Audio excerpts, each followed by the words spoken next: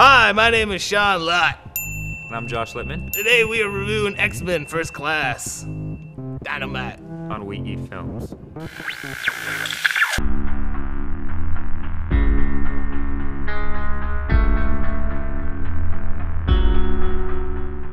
So, what's this movie about, Sean? This movie's about X-Men First Class. Could you be more specific, Sean?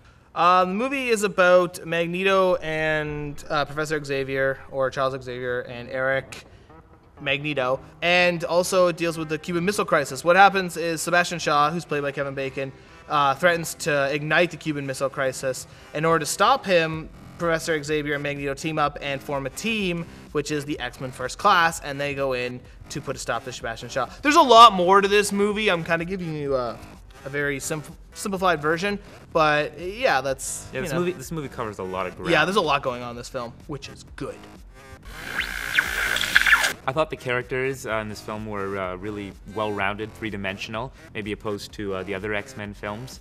The chemistry between Michael Fassbender and James McAvoy, who played Magneto and Xavier, respectively, was the best thing in the film.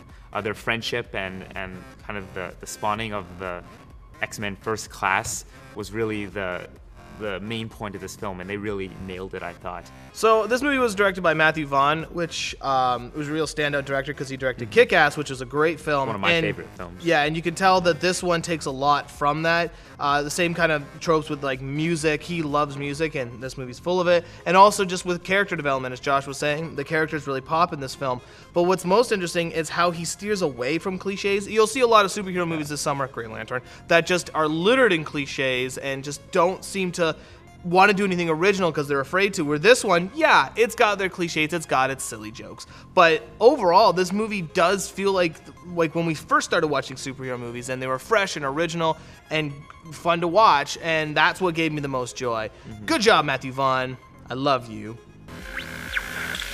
I guess if I had to find a con of this film, it's really not so much what the film did itself, but it's a prequel movie, right?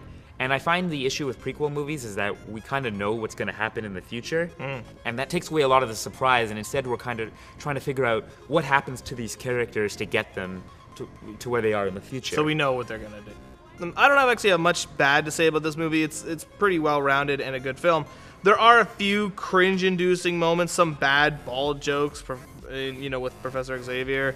And this one line at the end, I'm just going to say it because it's kind of lame, where they're like, there's the woman standing over Professor Xavier, and she says, "You should call them the X-Men." And you're like, this movie is really well done and kind of highbrow. And then all of a sudden, like, "You should call them the X-Men." It's like, really? Because it's Xavier's. Yeah. Right? Like, why do you even need to say it? Like, we all know that they're the X-Men. We're not dumb. We don't need to spell out. Whatever. Who cares? That really bugged you, didn't it? Yeah, it really bugged me. But whatever. The movie's still good, and it didn't ruin it for me. But you call them the X-Men. Whatever. I don't care. It's stupid. It's gonna be okay. One thing I noticed is there's just not a lot of diversity on the X-Men team in this whole movie, I guess, which its subtext is really supposed to be about diversity. Yeah, it's about the minority trying to...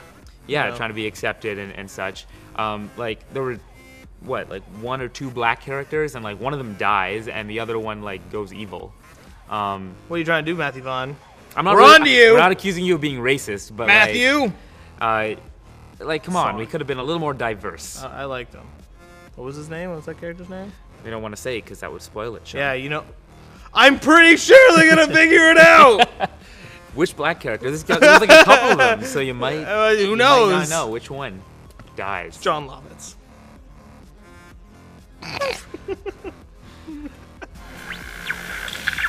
So what did you think of this film overall, Sean? I really liked it. Obviously, I've said that. But this is the best movie of the year, for big budget films anyways.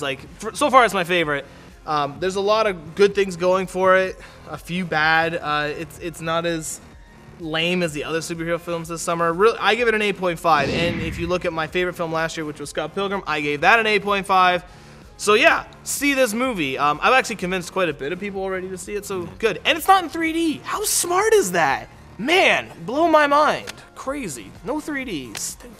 Whatever. What do you think? Yeah, Matthew Vaughn directed this again. He directed Kick-Ass, which was one of my favorite films. I think it was your favorite film last year. It's last year it was my favorite film. Yeah. Yeah, so I was expecting a lot from this movie, and it delivered. It's definitely one of the best superhero films I've ever seen. And yeah, the character relationships are what really sets it above, I think, the other superhero films. And really, we've got to give props to McAvoy and Fassbender for a great chemistry between them, great acting. I'd have to give this film an 8.5.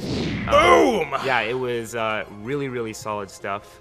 Yeah, the cons don't even, like, I can hardly remember them now. Good. So, for We Films, I'm Sean Lott. I'm Josh Littman. We just reviewed X-Men First Class. Now I'm confused. What's the sequel going to be called? X-Men Second Class? X-Men Coach. X-Men Coach are all on a plane. I won't shut that kid up! That's not funny. Listen to me very carefully, my friend. Killing will not bring you peace. Peace was never an option.